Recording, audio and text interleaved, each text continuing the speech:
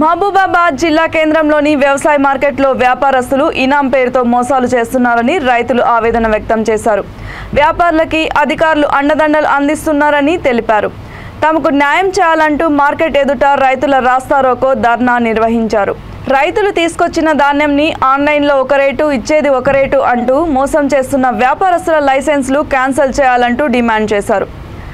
ధర్నా నేపథ్యంలో వాహనాలు భారీగా నిలిచిపోయాయి.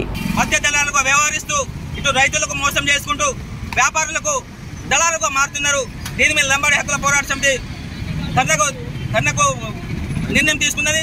రైతుల తరఫున ధర్నా చేయాలని నిర్ణయం తీసుకుంది. వాళ్ళ మద్దతుగా ఈరోజు లంబాడి హక్కుల పోరాట సమితి ఈరోజు ధర్నా కార్యక్రమం చేపట్టింది. ఎందుకంటే నాలుగు నెలలు కష్టపడి పండించిన రైతులకు తీసుకొచ్చి ఇంత కష్టపడి పండించిన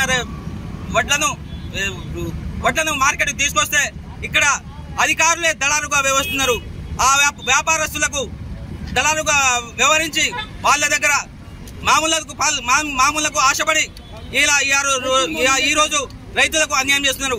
ఎందుకంటే దీనికి సాక్ష్యం ఏంటంటే ఒక రైతు ఏడు పుట్ల వడ్లు తీసుకొస్తాడు. ఆ 40 క్వింటాల వడ్లు తీసుకొస్తాడు. ఆ వడ్లకు ఆన్లైన్ విధానం ద్వారా పొద్దున్నే ఉదయం 8 ఆన్లైన్ పాట అయిపోతుంది. దానికి ఒక రేటు గుర్తిస్తారు.